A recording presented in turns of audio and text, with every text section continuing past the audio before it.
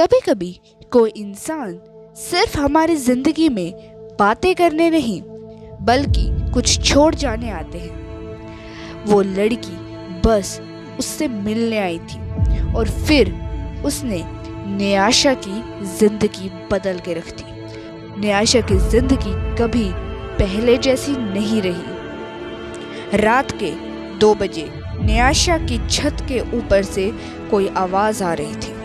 वो आवाज़ धीरे धीरे उसके पूरे एनवायरनमेंट में फैल गई। न्याशा के फ़ोन में एक लड़की की सेल्फी थी जिससे वो कभी मिली ही नहीं थी।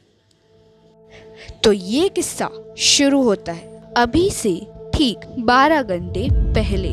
न्याशा शिमला के पहाड़ों के बीच रहने वाली एक मिडिल क्लास लड़की जो बहुत रूड स्टबॉर्न टाइप बंदी है। अगर उसके नेचर को हम एक लाइन में डिफाइन करें तो कह सकते हैं कि अपना काम बनता और भाड़ में जाए जनता। हाँ, यही तो इसी रूड और सेल्फिश नेचर की वजह से उसका पूरा परिवार उससे तंग आ गया था, छोड़कर उसके पापा को।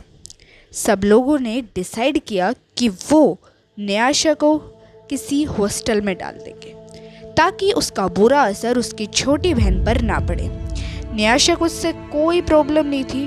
वो आराम से एक हॉस्टल में रहने लगी। उसने वहीं की एक श्री राधे यूनिवर्सिटी में एडमिशन लिया। वो ऐसी बंदी थी ना कि उसकी हर चौथे दिन किसी न किसी से लड़ाई मिलती थी।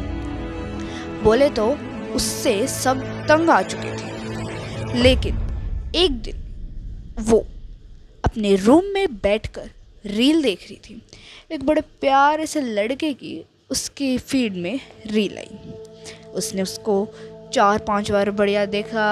यानी कि टीनेज गर्ल है भाई, अट्रैक्ट तो होगी ना। हो गई लड़की फिदा बंदे पर। आराम से खोली उसकी आईडी, उसका नाम देखा। नाम देखने के बाद पता चला कि वो आर्यवीर राणा है जो कि एक मॉडल है। तभी उसके रूम के गेट पर किसी ने नॉक किया। वो गई, उसने दरवाज़ा खोला तो पता चला कि वो थी उसके हॉस्टल की सर्वेंट। उस सर्वेंट ने न्याशा से कहा कि आपसे बाहर कोई मिलने आया है। न्याशा ने मन में सोचा, अबे यार क्या है ये लोग, यहाँ भी नहीं जीने देते मेरे को। और वो कहती है कि मैं आ रही हूँ। वो नीचे जाती है और देखती है कि एक लड़की वहाँ खड़ी है। न्याशा उसके पास गई और बोली, हाँ भाई क्यों आई है इधर, क्या काम है मुझसे। वो लड़की बहुत कामनेस के साथ बोली, हाय मेरा नाम। तभी न्याशा ने उसकी बात काटी और बोली, हाँ बस बस, मुझे तेरे नाम से कोई फ़र्क नहीं पड़ता है, काम बोल काम। वो बोली कि मुझे तुमसे बहुत इम्पोर्टेंट बात करनी है। न्याशा ने कहा, पर मुझे नहीं करनी, मुझसे ना 5 मिनट बात करने के 1500 लगते हैं और इम्पोर्टेंट बात है तो 3000। बता करेगी बात। वो लड़की बोली, न्याशा तू अभी मुझसे बात करना नहीं चाहती है, लेकिन जब तू चाहेगी जब बहुत देर हो जाएगी। न्याशा ने बोला, हाँ ठीक है चल यहाँ से अब। उस लड़की ने न्याशा को घूरा और वन साइड स्माइल करी। वो स्माइल बहुत ही ज़्यादा मिस्टीरियस थी, मानो जो वो लड़की चाहती थी वो हो गया है। और फिर वो लड़की वहाँ से चली गई।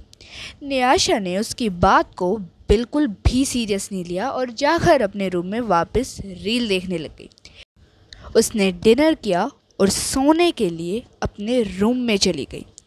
न्याशा की एक हैबिट है, वो रात को सोने से पहले अपने पूरे डे रूटीन को समराइज़ करती है।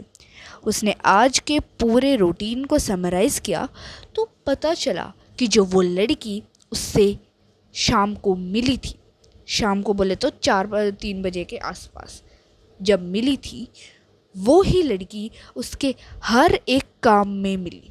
जब वो अपने मेस में खाना खा रही थी तब वो लड़की उसे देख रही थी और जब न्याशा की उसके ऊपर नज़र गई तो उसने मुंह फेर लिया। जब वो कॉलेज जा रही थी जब उस लड़की ने न्याशा को देखा और न्याशा वहाँ से उसे बिना भाव दिए चली गई। ऐसे बहुत से काम थे जब वो लड़की न्याशा से मिली, लेकिन न्याशा ने उसको ढंग से देखा तक नहीं। उस लड़की के हर एक काम में कॉमन आने के कारण न्याशा ने उसके फेस एक्सप्रेशन को अच्छे से एनालाइज किया। मैं बता दूं, जो न्याशा है वो अपने बीएससी साइकोलॉजी के फाइनल ईयर में है। तो एक बात तो श्योर है कि भाई वो साइकोलॉजी कर रही है तो वो उस फेस एक्सप्रेशन को अच्छे से पहचान सकती है। तो उसने उसके फेस को एनालाइज करना, यानी कि उसके हर एक फेस एक्सप्रेशन को एनालाइज करना शुरू ही किया था कि तभी उसके छत के ऊपर से बहुत तेज़ आवाज़ आने लगी। वो आवाज़ धीरे धीरे न्याशा के रूम के पूरे एनवायरनमेंट में फैल गई। न्याशा बहुत तंग आ गई थी उस आवाज़ से। वो आवाज़ एकदम भयानक थी। धीरे धीरे वो आवाज़ शांत होने लगी। जब वो शांत हुई तो मानो पूरा शिमला शांत हो चुका है। सिर्फ उसके हॉस्टल के पास बहने वाली नदी के पानी की ही वहाँ आवाज़ आ रही थी, कुछ नहीं। पूरा रूम, पूरा हॉस्टल, सब एकदम शांत। शिमला एक शहर है और शहरों में बहुत चहल पहल रहती है। पूरी रात एटलीस्ट गाड़ियों तक की तो आवाज़ रहती ही है, लेकिन कोई आवाज़ नहीं थी। सिर्फ उस नदी की आवाज़ जो वहाँ बह रही थी। न्याशा बहुत डर गई थी। उसकी ज़िंदगी का सबसे भयानक एक्सपीरियंस उसने उस रात को किया था। उस रात उसे नींद नहीं आई। जब भी वो आंखें बंद करती तो उसे उस लड़की की भयानक शक्ल दिखती। वो इतनी भयानक थी, न्याशा की रूह कांप उठी थी। उसे बहुत ज़्यादा डर लग रहा था। वो इतनी भी हिम्मत वाली नहीं रही थी कि अगर कोई उसके पास खड़ा हो तो वो उसके सामने शांति से खड़ी रहे। वो हर एक इंसान से डरने लगी थी, हर अजनबी से बहुत ज़्यादा डरने लगी थी। लेकिन उसे तभी याद आया कि सर्वश्रेष्ठ श्री हनुमान जी की चालीसा लगाकर वो अपने डर को कम कर सकती है। उसने अपने फ़ोन में हनुमान चालीसा लगाई और सुनने लगी। सुबह के 4 बजे उसे नींद आई। पूरा हॉस्टल, पूरा कॉलेज इतना शॉक्ड था कि वो न्याशा जो किसी से इतना भी नहीं डरती, उसे लोगों ने देखा तक नहीं। उसने खाना भी नहीं खाया, वो कॉलेज तक नहीं आई, उसकी कोई खबर ही नहीं है। मतलब पूरा हॉस्टल और कॉलेज के अंदर ये जो बात फैली थी, ये न्याशा का एक ट्रेंड था। बोले तो ये न्याशा का डर था।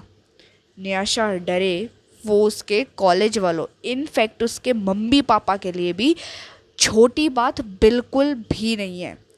न्याशा ने बहुत शांति से काम लिया क्योंकि वो थी भाई पूरी एक मास्टर माइंडेड गर्ल। क्योंकि साइकोलॉजिस्ट तो वो बनना चाहती ही थी। एक मास्टर माइंडेड गर्ल ने अपने आप को संभाला और दोपहर के 12 बजे तक अपने आप को समझाया, अपने आप को मैनिपुलेट किया और समझाया हाँ डरना नहीं है। शाम के 4 बजे वो उसी जगह उस लड़की को ढूंढने चली गई, लेकिन उसे वो लड़की नहीं मिली। लगभग उस बात को 1 हफ्ता हो चुका था। न्याशा के दिमाग से ये सारी बातें धीरे धीरे निकल गई और वो आर्यवीर के प्यार में पागल होने लगी। वो उससे बढ़कर किसी को समझती ही नहीं थी। इनफैक्ट उसने जितनी रिस्पेक्ट अपनी पूरी ज़िंदगी में अपने मम्मी पापा को नहीं दी, वो उस आर्यवीर को देने के लिए तैयार थी। हाँ, तो 1 महीने बाद, 1 हफ्ते बाद न्याशा का बर्थडे भी आ रहा था। उसने सोचा कि वो आर्यवीर का कॉन्सर्ट अटेंड करेगी, मॉडलिंग कॉन्सर्ट अटेंड करेगी। उसने दिल्ली की टिकट बनाई और उसके कॉन्सर्ट में पहुंच गई। उसके कॉन्सर्ट में पहुंचते ही आर्यवीर ने न्याशा को देखकर वही वन साइड स्माइल करी जो उस लड़की ने उस टाइम न्याशा को देखकर करी थी। न्याशा को उसकी आंखों के अलावा, बोले तो आर्यवीर की आंखों के अलावा कुछ नहीं दिखा। उसने उसको देखा और वहीं फ्लैट हो गई। अल्लाह, बंदा है ऑब्वियसली, इतना अच्छा बंदा है तो इतने लोग देखने आए तो अच्छा तो होगा ही। उसने न्याशा को इशारा किया कि कॉन्सर्ट के बाद वो उससे मिले। न्याशा और आर्यवीर एक दूसरे से मिले तो उन लोगों ने अपनी कन्वर्सेशन स्टार्ट कर दी। मतलब न्याशा ने पूछा कि आप कैसे हो, वही लोगों के कॉमन बातें वही उसके साथ उसने स्टार्ट करी।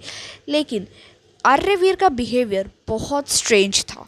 उसने बिना कुछ समय गवाए उससे उसका पर्सनल नंबर मांगा। अब लड़की तो भैया फिदा थी, लड़की ने सीधा सीधा बोला भाई 9999 जो भी उसका नंबर है उसको उसने दे दिया। उसको नंबर देते ही आर्यवीर ने उसे कहा कि अच्छा मैं बाद में मिलता हूँ, और वो लोग दिन रात बातें करने लगे। इनफैक्ट वो लोग अपनी पर्सनल इन्फॉर्मेशंस भी एक दूसरे के साथ शेयर करने लगे।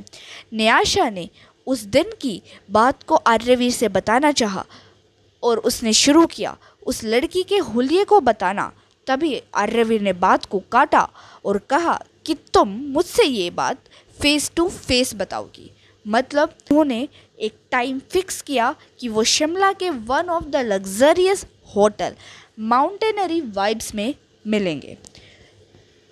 आर्यवीर ने दिल्ली से शिमला की फ़्लाइट की टिकट बुक कराई और फटाफट दिल्ली से शिमला के लिए रवाना हो गया। जितना हो सके वो जल्दी माउंटेनरी वाइब्स पहुंचा और पहुंचकर न्याशा से बातें करना शुरू किया। बिना समय गवाए उसने उससे पूछा कि बताओ कौन थी वो लड़की, क्या हुलिया था उसका। न्याशा ने बोला अरे बात ऐसे थोड़ी ना शुरू करते हैं। उसने कहा अच्छा ठीक है, कोई बात नहीं, अभी तुम मुझसे बताओ उस लड़की का हुलिया कैसा है। न्याशा ने उसके हुलिये को बताना शुरू किया। उसने बताया कि उस लड़की की आंखें डार्क ब्लू कलर की थी, उसका skin tone medium brown colour का था और उसकी हाइट लगभग 5 फुट 6 इंच की थी। आर्यवीर ने उससे कहा कि न्याशा, अब मैं जो कहूँ वो बहुत ज़रूरी बात है, उसे बहुत ध्यान से सुनना। न्याशा वो खुश होकर बोली हाँ बोलो। तभी न्याशा के फ़ोन पर एक अननोन नंबर का कॉल आता है। न्याशा उस कॉल को अटेम्प्ट करती है और बोलती है हेलो। रिप्लाई में 2-3 सेकंड तक कुछ भी नहीं आता है।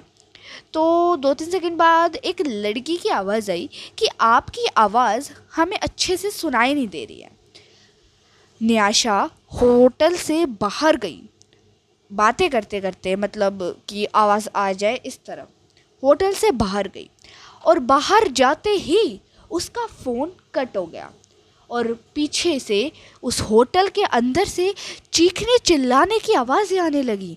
न्याशा ने पीछे मुड़ा और देखा कि होटल का ग्राउंड फ्लोर पूरा जल गया है।